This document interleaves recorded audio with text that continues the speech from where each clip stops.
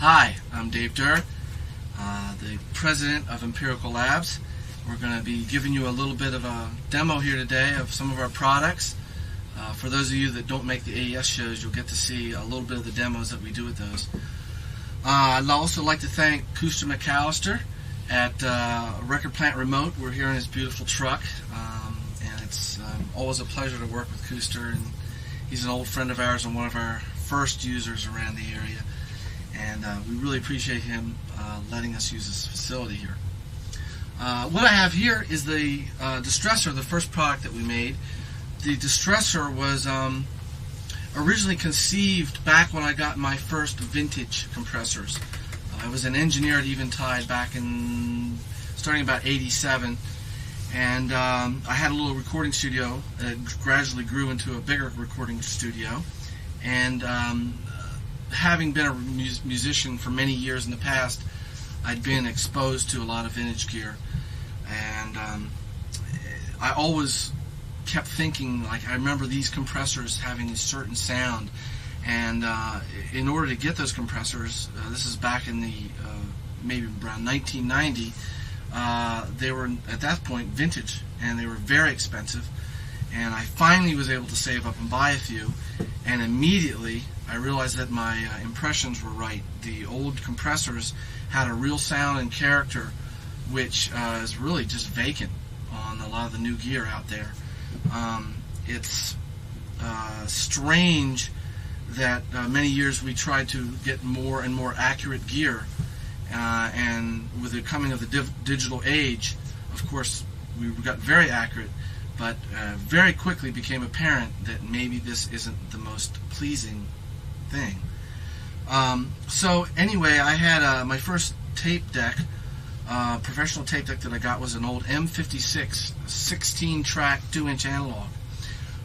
When I started recording on that, it was unbelievable, the low end that I got off of that. I recorded a lot at 15 IPS, and when I got my first digital recorder, it was immediately obvious that there was something not as fun sounding. It just, everything took more work to get the sound full and natural. And I don't know if natural is the right term, but it definitely was more of a fight.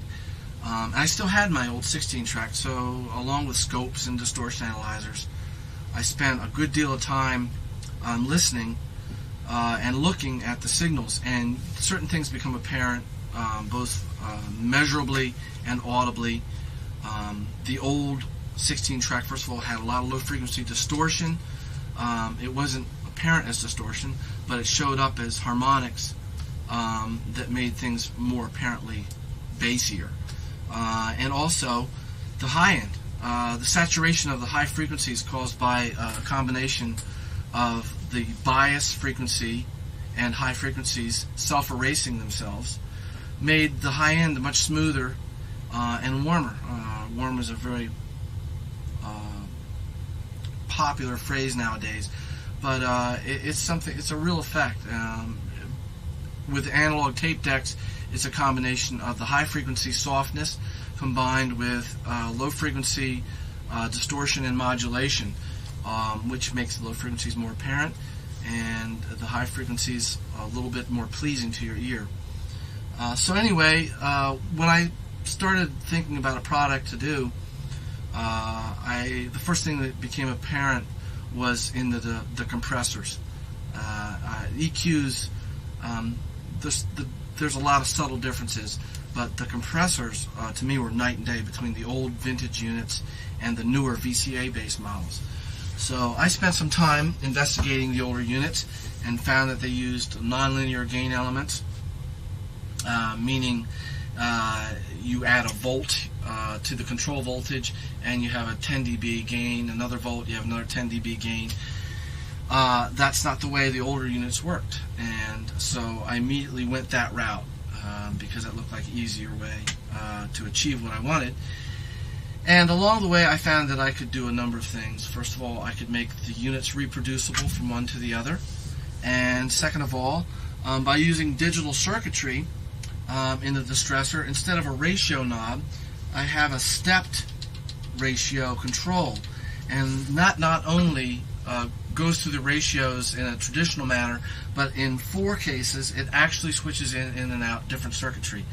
And what I did was I tried to emulate using various test tones in my ear some of the older devices. The 1176 was one of my favorites, the first to go after. Then I went after the LA2A, and then I went after a Fairchild 670, which later I found out was one that was pretty far out of calibration. And finally, I emulated a couple of the Neve, which were really classics, very fast and smooth, which incidentally ended up using nonlinear gain elements also. But anyway, by combining a bunch of modern techniques with old techniques, we came up with a Distressor. And that's basically the outcome we were looking for, was to get the old sound with reproducibility and with a lot of versatility and a lot of control added back to the user in a modern box. Anyway, I hope you enjoy the demo here.